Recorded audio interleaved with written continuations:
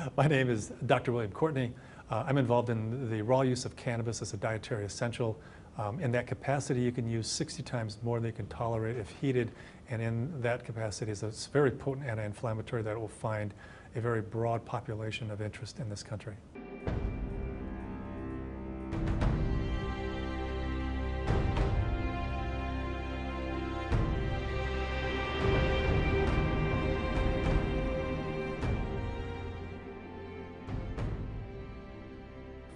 I'm Donald Abrams, and I'm Chief of Hematology Oncology at San Francisco General Hospital and a Professor of Medicine at the University of California, San Francisco.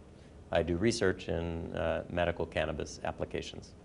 I mean, if cannabis were discovered in an Amazon rainforest today, people would be clamoring to make as much use of as they could of all of the potential benefits of the plant. I think, unfortunately, it carries with it, a long, maybe not so long history of being a persecuted plant.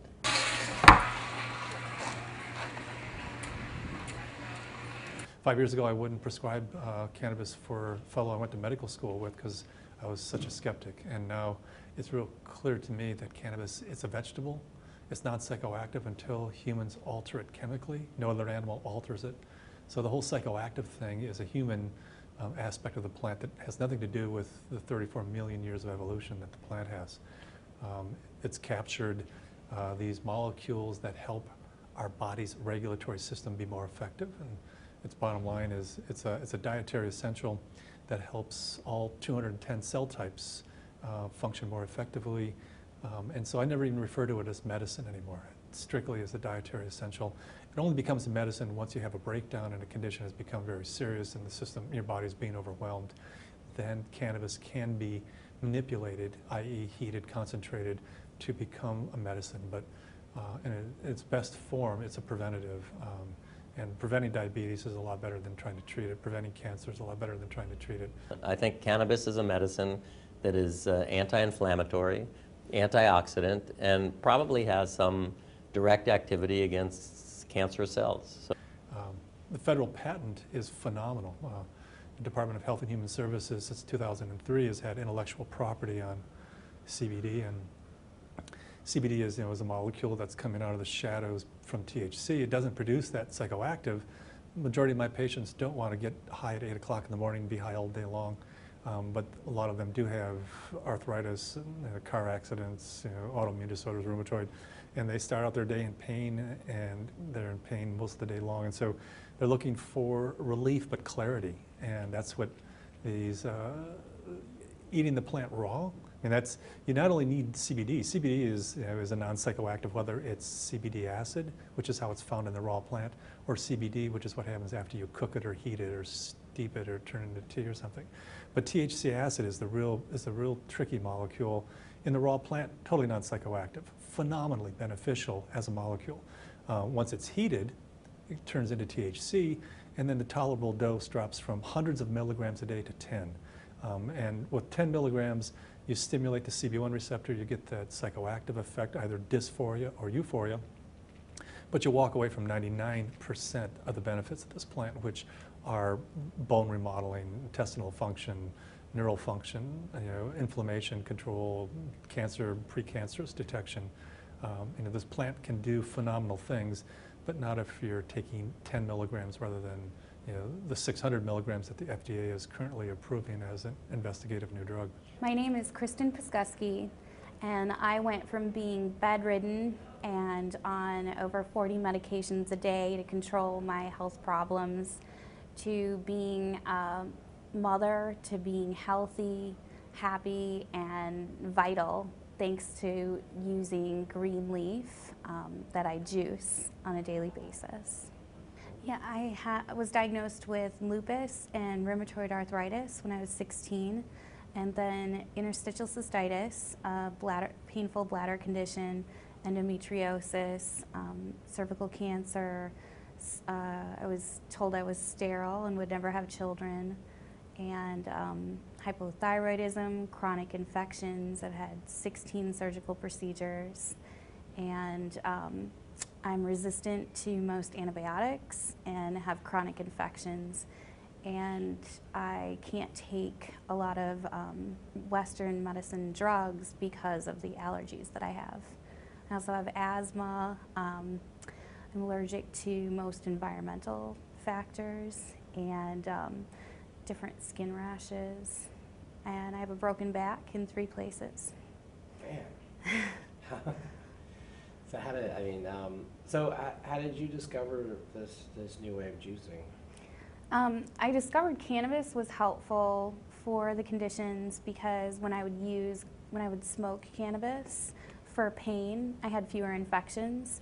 So I started to look into whether cannabis was doing more than just masking the pain.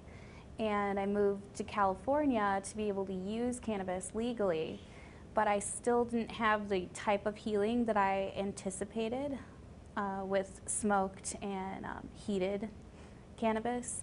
So after talking to several cannabis physicians and attending different lectures, I found out that there's the THC acid and CBD acid that you get in the raw form have medicinal properties that are better at helping my immune system to communicate.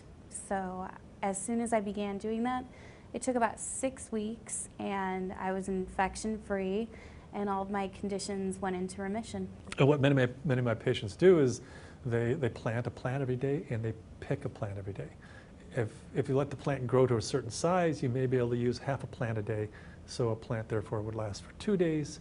So therefore you need 1 plant every other day. So the total number of plants depends on whether you have a plant a day, a plant every other, or a plant every 3 days, depending on the space available. But most of them are trying to do this whole thing on a single 400-watt light. And they use a fluorescent light to keep a mother alive, and they produce a clone. They start a plant. They pick the whole plant, strip the leaf and flower, juice that. Good indication that the roots are also useful. Stalk is a little fibrous, can bind up a lot of juicers and ruin the juicer because it's just so strong. So I generally strip the stalk and throw that away because it's just too fibrous. But juice that, it produces a small amount of juice, very concentrated, quite acidic. Yeah, that has to be diluted. You can dilute it with fresh vegetable juice, fruit juice, or something that you buy off the shelf. The only time I've needed antibiotics in the last 4 years is when I was unable to do the juicing regime because I was overseas.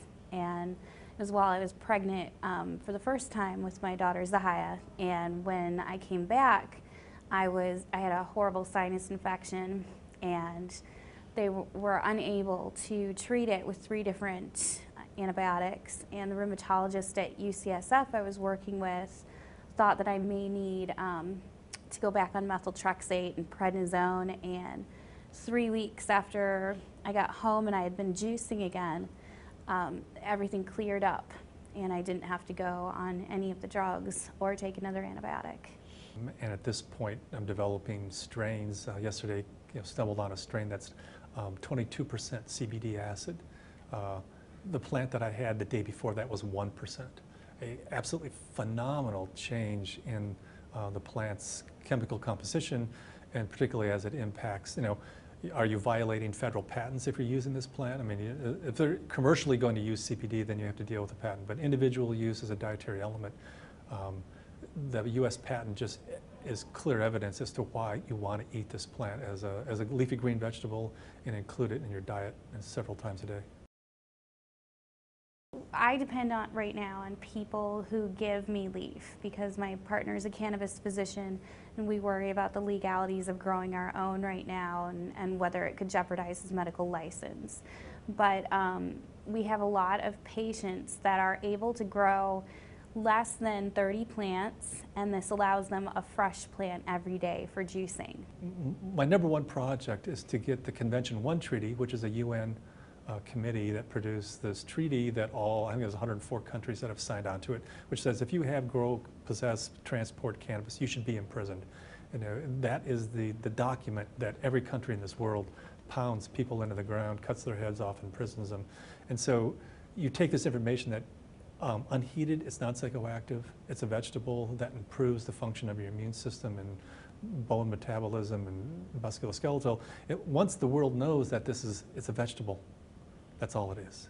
most important vegetable on the planet, then these various things that are in place that prohibit people from having access will change. And so one of my agendas now is to try to get the treaty amended to remove cannabis, so that cannabis can be available to everyone in the world as a dietary supplement.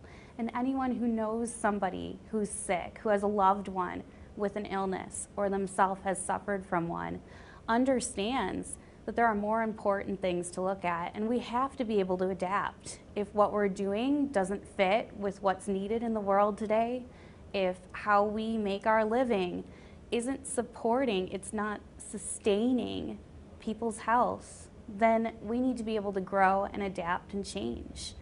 You don't want to go from, I guess a lot of incarcerations to suddenly, it's a dietary essential. I mean, how do you make that leap? And so I'm hoping that we're in a phase where, we're gradually letting go of yesterday's nightmares and embracing the fact that, it's patented for its benefits, it's approved of by the FDA, and in fact is clearly a dietary essential that should be in everyone's diets. And so I'm hoping that the DEA, which is lagging behind, will on cue with the whole organization decide that, okay, well, let's go ahead and reschedule this, because clearly we can't have a patent on its utility and say it has no utility. I mean, the conflict is just, it's patently absurd.